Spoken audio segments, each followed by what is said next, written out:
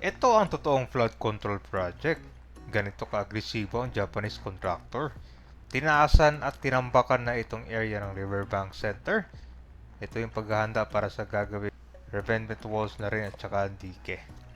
Dito naman sa may area ng daanan ng LRT, kitang-kita mo yung retaining wall dito na napakatibay at pantay ang makagawa. Ito yung mano-mano na pagkagawa talaga, makikita mo napakaayos.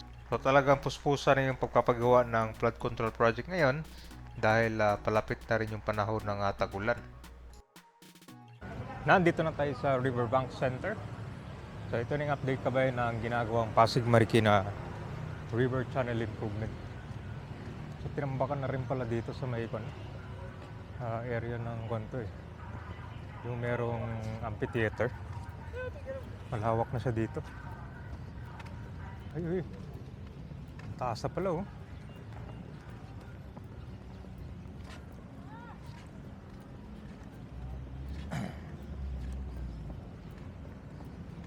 Ayun no, tinambakan na.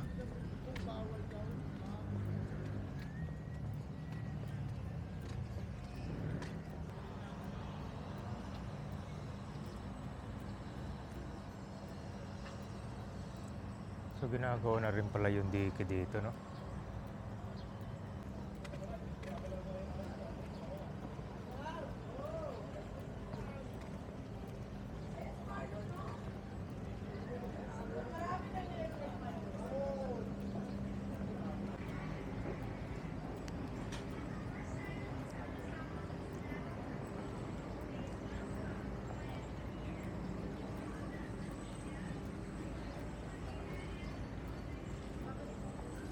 So kaya pala sinarado na ito kabayan dahil ginagawa na yung extension niya no.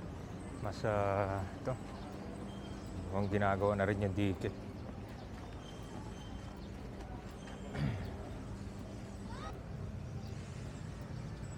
So dito tayo sa Riverbank Center pinapatag na rin nila dito.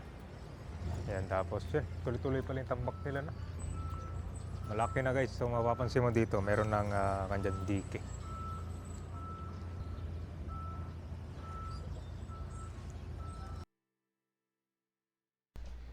Ito yung activity area sa Riverbank Center. Ngayon, tinambakan na ito ng mga lupa at pinapatag na, which is part ng flood control project plan. So itong Pasig Marikina River Channel Improvement ay nasa phase 4 na. So bago tambakan ang gilid nito, nagkaroon muna dito ng pagpapalapad at dredging. So ginawa yung paghukay sa gitna ng ilog. Ang layunin ay para palakihin ang kapasidad ng ilog para makasabay yung mga volume ng tubig tuwing may bagyo o malakas na ulan. Gaya ng naranasan ng bagyong Undoy at saka Ulysses. Pinoform na nila itong gagawin dike. Tsaka tuloy-tuloy yung pagpapatag nila. So itong mga dike at revetment walls naman, ito yung paglalagay nila ng mga matitibay na pader. Hindi lang to basta lupa, ito ay kasamang mga sheet piles, bakal na ibabaon sa ilalim para hindi gumuho ang lupa no.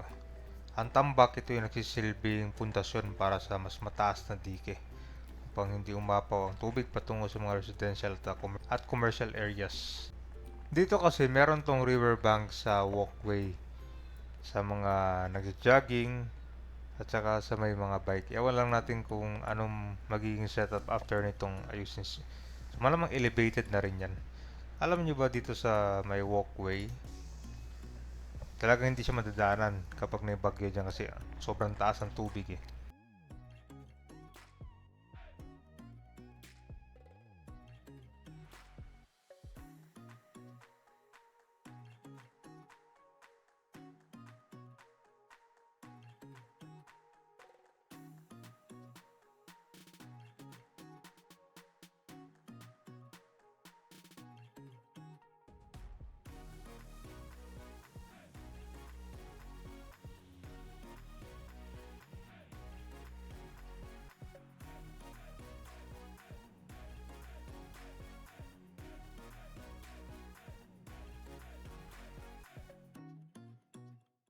Ito yung unang nagawa nila ng dike at saka itong mga revetment walls. Malapit to sa SM Marikina.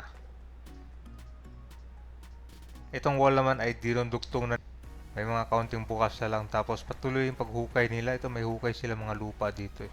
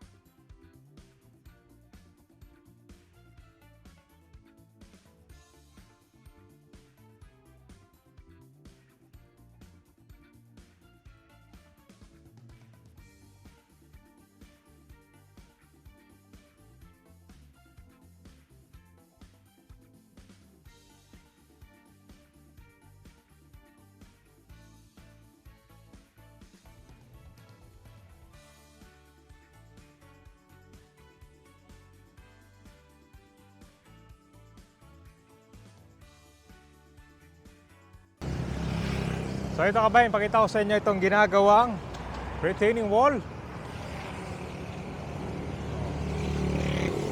Nagtatambak na rin sila dito.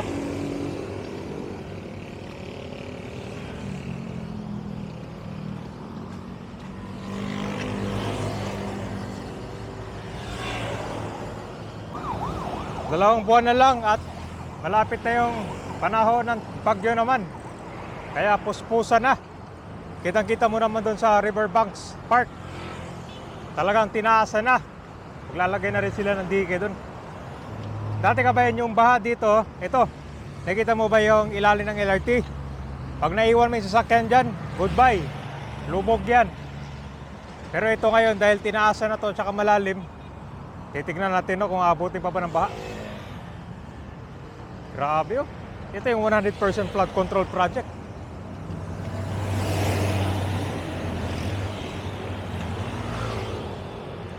So nagtatambak na rin sila dito. Mukhang tataasan na rin to dito, no? Oo nga, lalagyan din siguro ng retaining wall to para kapantay dyan, no?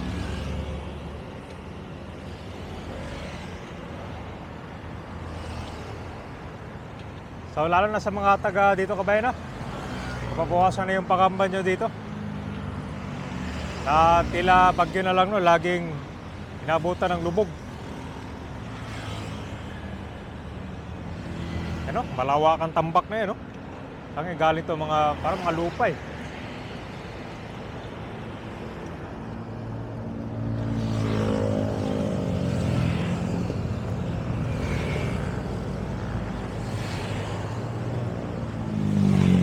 Meron na ring retaining wall dyan, no?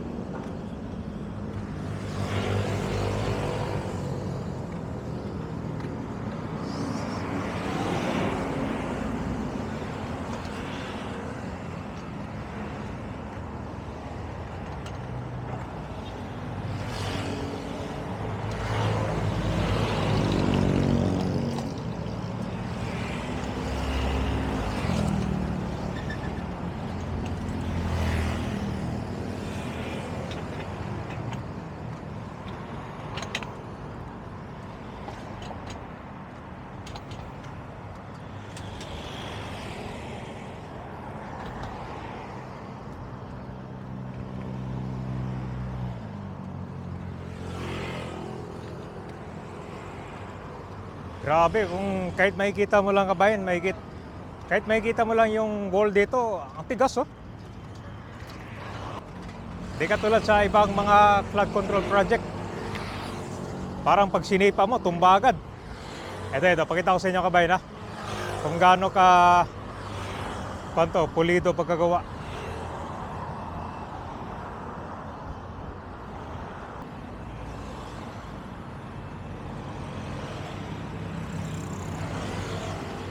Ito yung kung mo talaga masahe mo na ay hindi siya minamadali. Oh.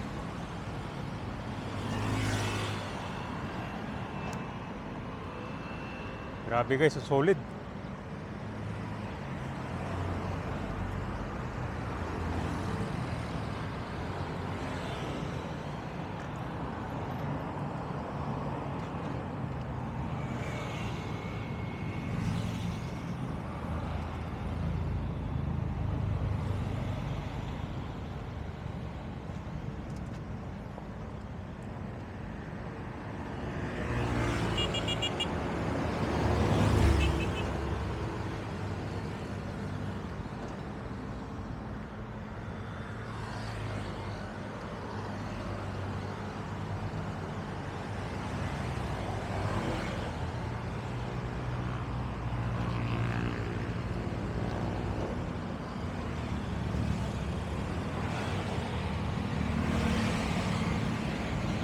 Ito dati pagka inabutan ng bagyo, lubog din dito eh.